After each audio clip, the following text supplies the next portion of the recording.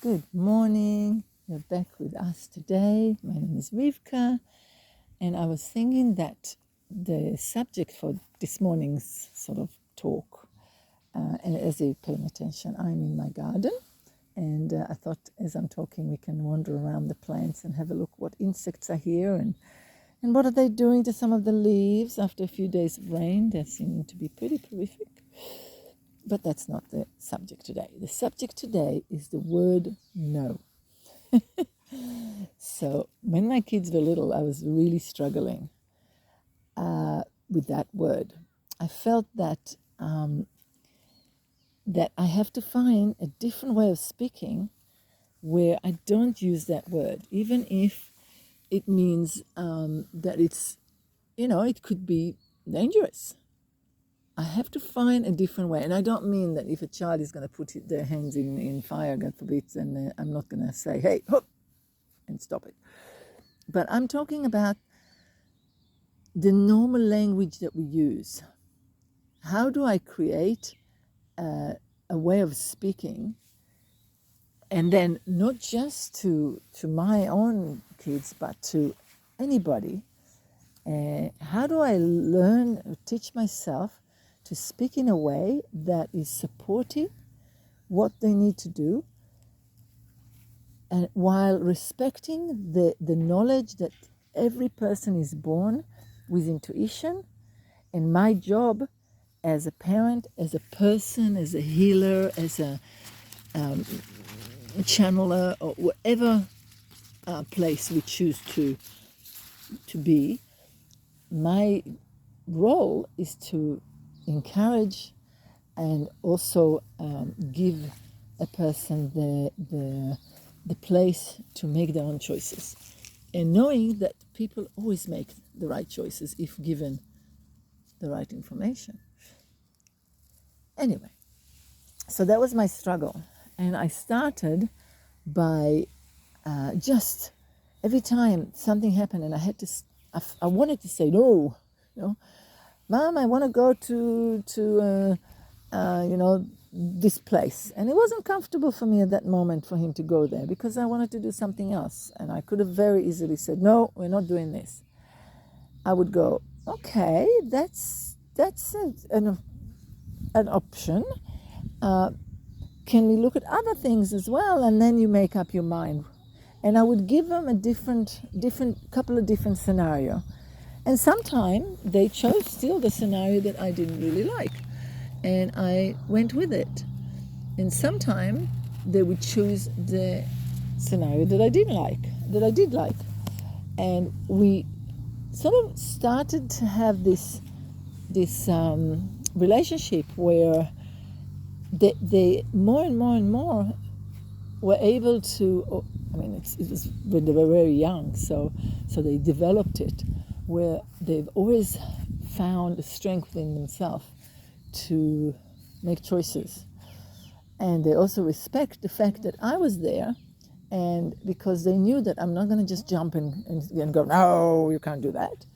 I will always give them that benefit to make their own choices.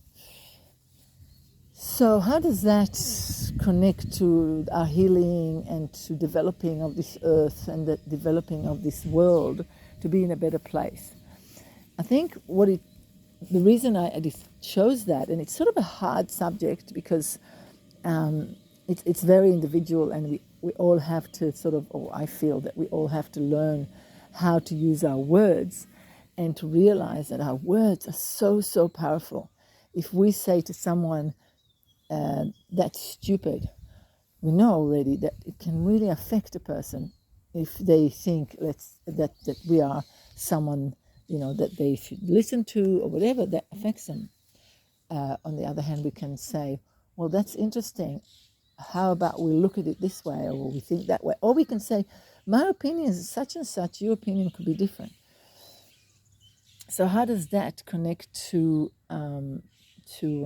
healing? It's very simple. When a person is unwell, or when a person is very sad, depressed, if we listen or we come with the idea that their depression or their illness has a value of some sort, then we straight away are not in a place where we think we can just take it away. Because our roles as healers or as facilitators or as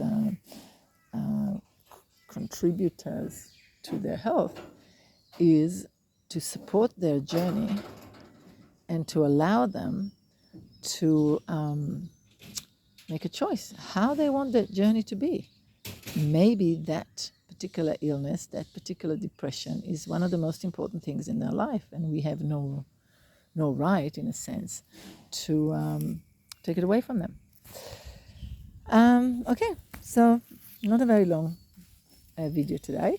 I hope you enjoy my garden with all the insects that are eating it.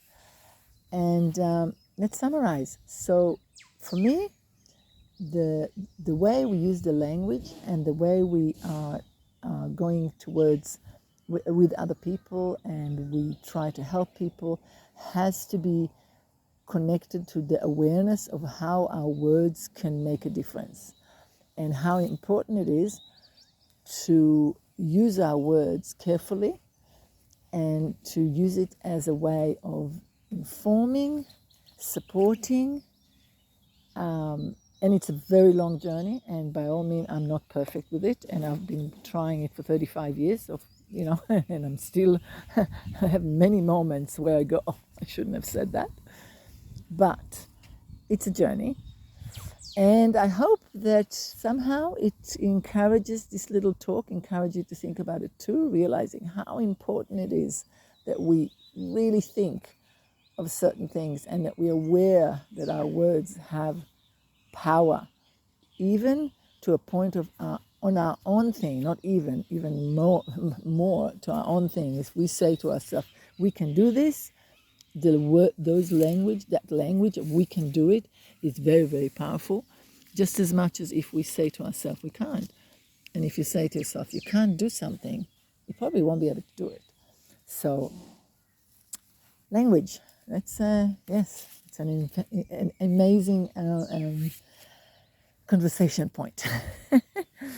Anyway, you have a lovely day, a lovely weekend, and if you have any comments or any ideas or anything that we could discuss, you're more than welcome to leave me some